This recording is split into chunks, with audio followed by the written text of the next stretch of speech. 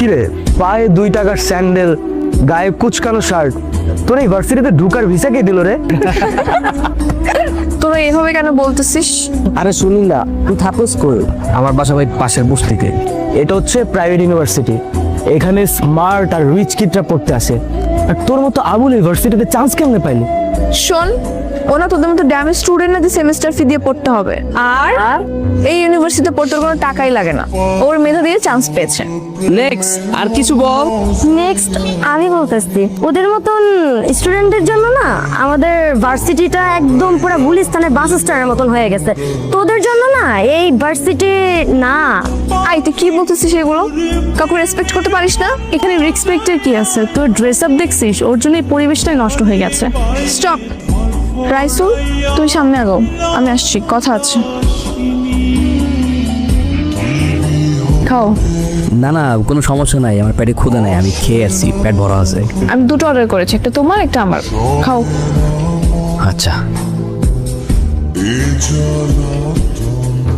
এই শোনো, তুমি তো ম্যাথ অনেক ভালো পারো, আমি না অনেক বেশি দুর্বল। তুমি কি আমাকে একটু ম্যাথ শেখাতে পারবে? শিওর? তাহলে অফ ডে গুলোতে তুমি আমার বাসায় এসে ম্যাথ শেখাবে, বুঝছো? অবশ্যই, কোনো সমস্যা নেই। দেখো তো এটা কেমন।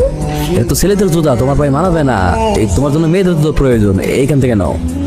এটা আমি আমার জন্য নিচ্ছি না, তোমার জন্য। আমার জন্য কেন?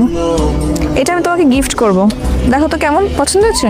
আরে আজকে তো আমার জন্মদিন না, আমার জন্মদিন তো 2 মাস আগে চলে গেছে, সামনের বছর আবার আসবে। জন্মদিন না তো কি হয়েছে, আমি তোমাকে এমনি গিফট করব। না না না, গিফটের দরকার নাই, সমস্যা নেই। গিফট নিবা না?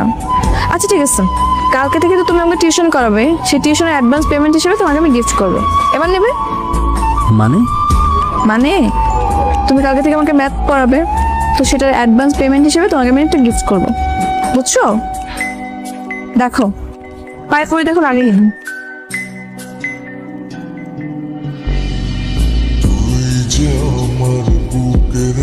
মা বইসা আছো কেন?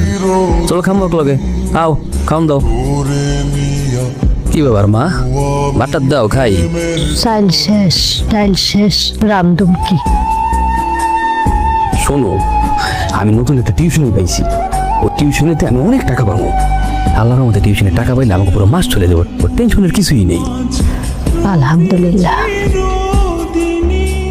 হ্যালো, কি করছো? এই কিছু না, এই যে ডিনার করতেছি। ও, কি খাচ্ছো? গুড়মুড়ি, আমি রাতে গুড়মুড়ি খাই। আচ্ছা শোনো, কালকে তো ভার্সিটি অফ, তো কালকে কিন্তু চলে এসো।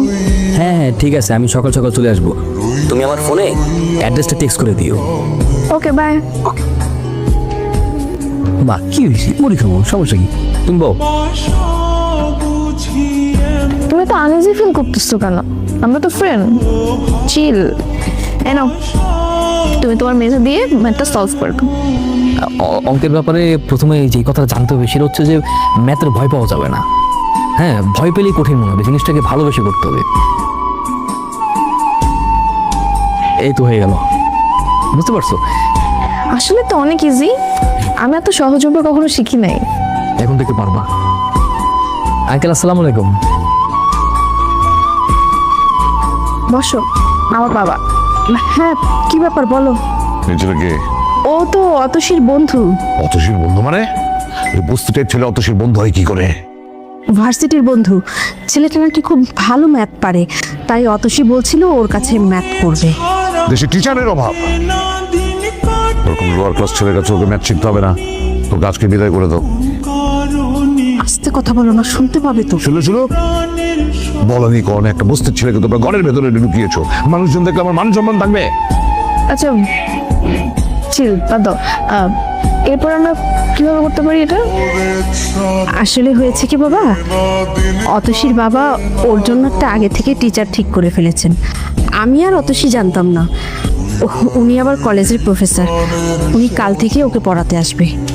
এখন তুমি কাল থেকে তোমার না আসলেও চলবে। ঠিক আছে, কোনো সমস্যা নেই, আমি কালকে থেকে আর আসবো না। আচ্ছা ঠিক আছে বাবা, নাস্তা করো।